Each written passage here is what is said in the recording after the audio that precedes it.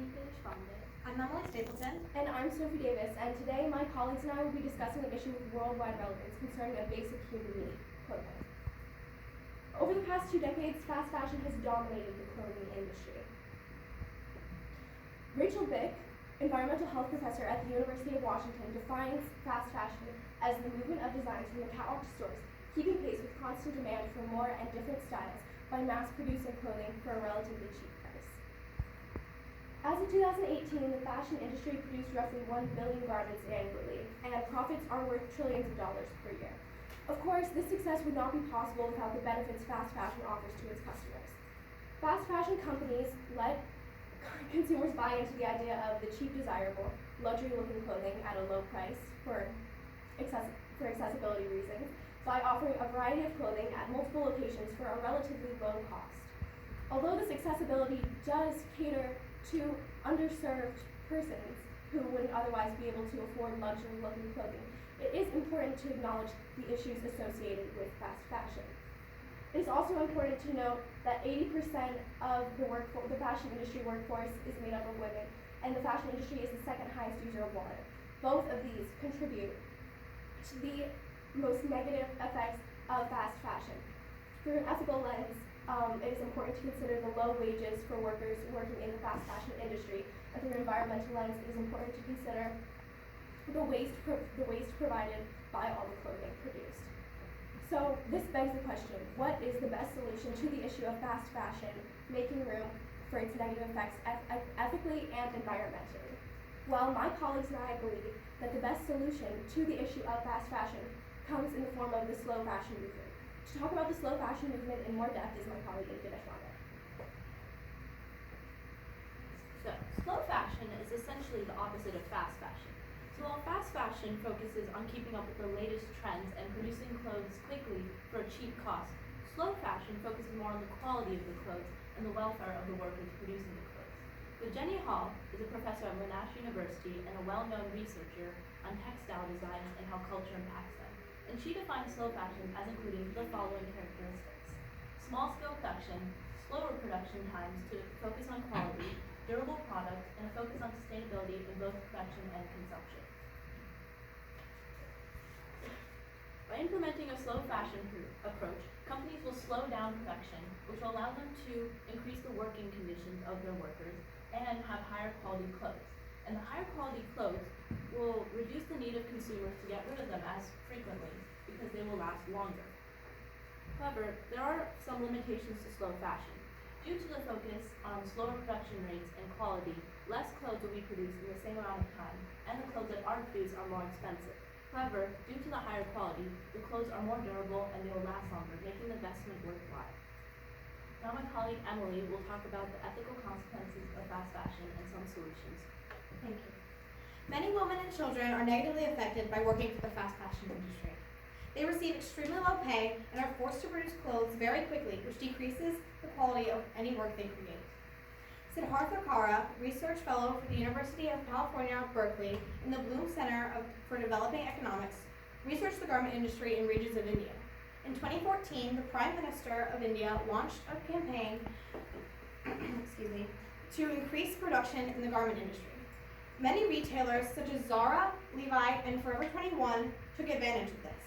As a result, many women and girls were employed, increasing cases of low wages and unfair labor, often only getting 15 cents an hour. In New Delhi, the capital of India, females earn an average 8-hour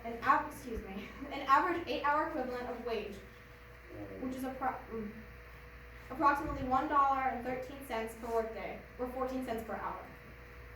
A possible solution to the ethical side of fast fashion, unfair wages, would be creating government legislation enforcing a set minimum wage that is livable, while also implementing regulations to make sure that the legislation is being followed.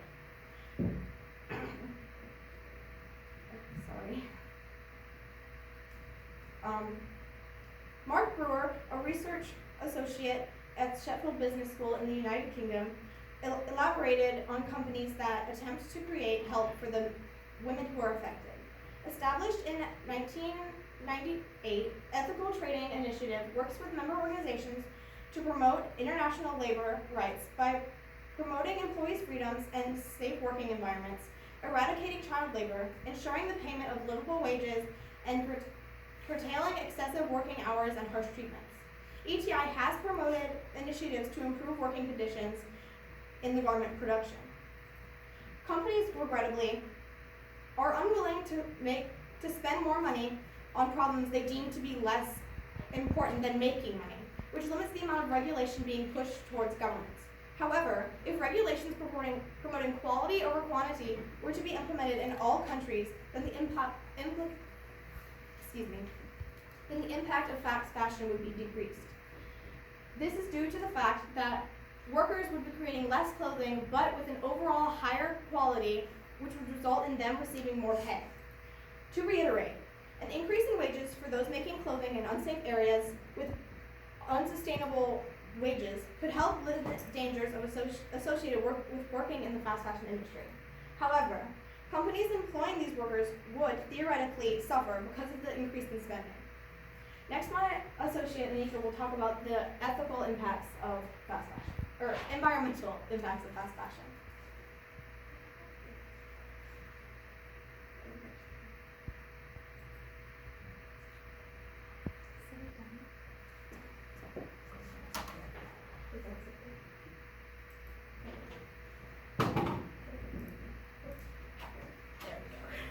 Okay, the rapid and constant cycle of producing clothes in fast fashion is a big source of pollution. There are two main problems that contribute to pollution.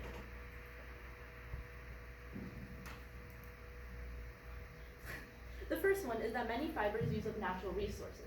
For example, polyester, which is made out of petroleum, and the production of it uses a lot of greenhouse gases, and to make clothes out of cotton requires a lot of water. A possible way to combat these non-viable materials could be the use of sustainable fibers such as lyocell, which is made in a closed-loop production cycle in which 99% of the chemicals used to develop the fabric fibers are recycled. Lysocell uses sufficiently less amount of natural resources due to this closed-loop production cycle. However, it does not address the waste generated by the clothes which are discarded. So this brings me to the next part of the problem, the large amounts of clothes which are thrown away and sent to landfill. Fast fashion not only uses up resources, but it also encourages waste. Fast fashion companies constantly create new clothes and pressurize their consumers to feel the need to keep buying their products in order to be in with the latest trends. So this leads to clothes being discarded in order to make room for the new clothes. Even if clothes are donated, most still end up in landfills if they're unable to be sold. The average American generates approximately 82 pounds of textile waste every single year. This large amount of waste is often sent to lower income countries who are unable to process these large amounts, and it sits in landfills where it can get into water sources and clog up local sewer systems. The big problem with this is how fast the waste is being discarded. So by implementing slow fashion practices, companies would focus more on the quality of the clothes. According to Robert Stefek from the University of Prešov, Slovakia, quality fashion has a longer lifespan, which reduces the amount of waste that is discarded in landfills. By focusing on the quality of clothing items, consumers will know that their clothes have a higher quality, and it could discourage them from feeling the need to dispose of them as frequently.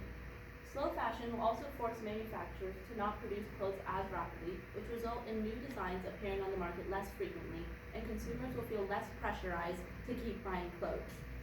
So while sustainable fibers are not enough to combat the environmental effects of fast fashion, by combining sustainable effects with slow fashion practices, clothes will be produced less often and less resources will be used.